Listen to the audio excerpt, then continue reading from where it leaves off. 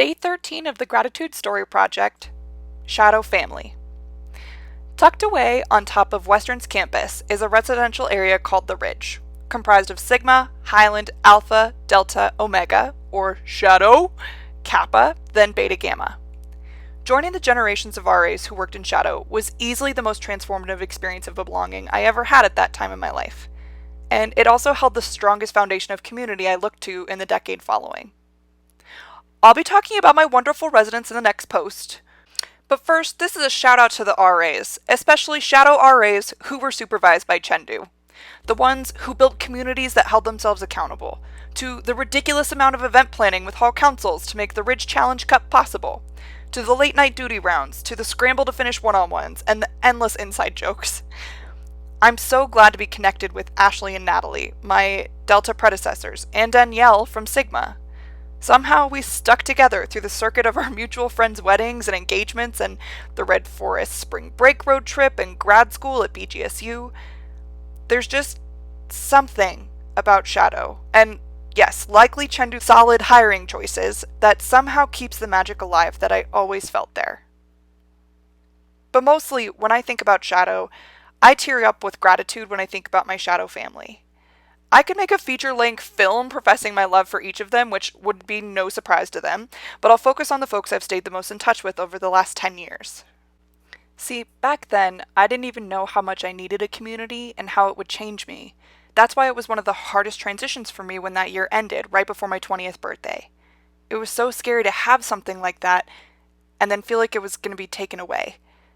One of the biggest lessons I've taken away from my ever-evolving relationship with my SHADO family over the last decade is how powerful shared experiences can be, and the friendship is what you decide it will be. Sometimes the universe has a way of picking your people for you. Now, I'm more okay basking in that sense of wonder instead of trying to force it, which was definitely a phase for me post-SHADO. Because how in the heck could I possibly recreate a friendship with someone like Zach, the shepherd? Yes, our friendship was forged through shenanigans with the staff, and his series of one-on-ones with us, and the giant stuffed polar bear in his room in Sigma, or the amazing pranks he would pull with Nathan and Alex in my shared suite with Savannah when we were summer RAs. Yeah, you can't beat memories of laughing so hard you literally pee your pants because the toilet was full of water balloons.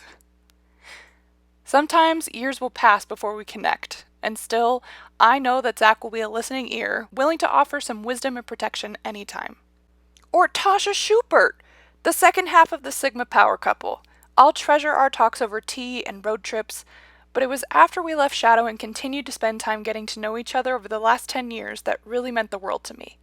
Like when you gave me hilariously direct and kind feedback on my terrible dating choices, when you accidentally met that one dude I very briefly was seeing when you and Chengdu visited me in Beloit. I'm still honored that you asked me to stand by your side when you got married.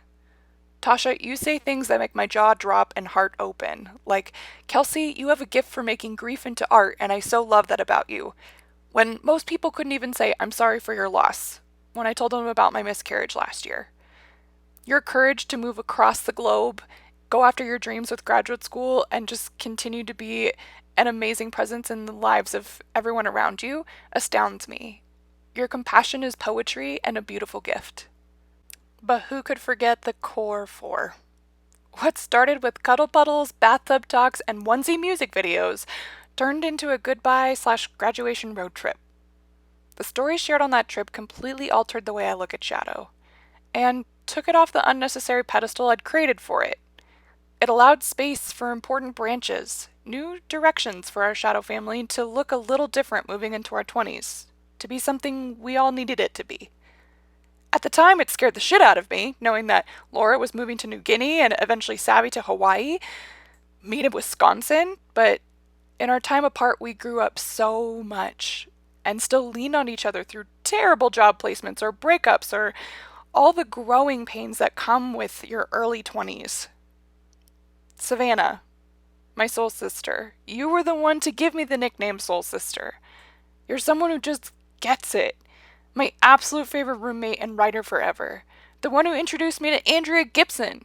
You radiate sunshine and hope and were often the people that others look to for that kind of energy.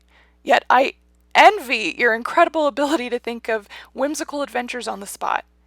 You love and laugh with people the way I want to. The moments when we're alone and really opening up about what's going on in our lives, tub time or over the phone more these days. Or when I open my memory box and your Mod Podge postcards fall out, or reading the letter you wrote me in shadow that still hangs above my door. There's just always more of you that I want to know and love. You're one of my favorite people on this planet. Laura, we went through some real shit that could have ended a lot of friendships, but we made it out the other side. I'm especially grateful for our times in San Diego, and you giving me so much hope for a future when we made our Denver 2019 commitment. I love that you've always been a brave, brilliant, creative maverick designing a life that makes sense to you as you go along. I will always want to fight a bear or punch people for you, even if I've never done those things and you'd probably never need it. I just want you to know that I love you and will be loyal to you forever. Thank you for always believing in me, being someone worth moving to a state for, and being our silly selves together even when late night loopies could sometimes be a lot. And last but certainly not least, Liz Donovan! I'm so glad our story didn't end after a couple quarters in shadow. I'm also grateful that you documented our story the most along with Savvy. I mean, you took most of my profile pictures. More importantly, you have this gift for paying attention, then telling me like it is, but with the utmost heart and intention that I must listen whenever you share it. It meant so much to me when you video called to catch up and come out to me. Then were totally jazzed and supportive when I hesitantly ventured into queer dating. You're one of my favorite people to text about life news and catch up with about your latest creative venture after a few months. I'm always in awe of your capable hands and feet and heart to move outside, like hiking the PCT or making beautiful art or remodeling a whole dang house. You're such a BAMF, and I just love you so much. I feel so lucky to learn and love with you. Liz was the one who said the famous words I'll always carry when I move to new places.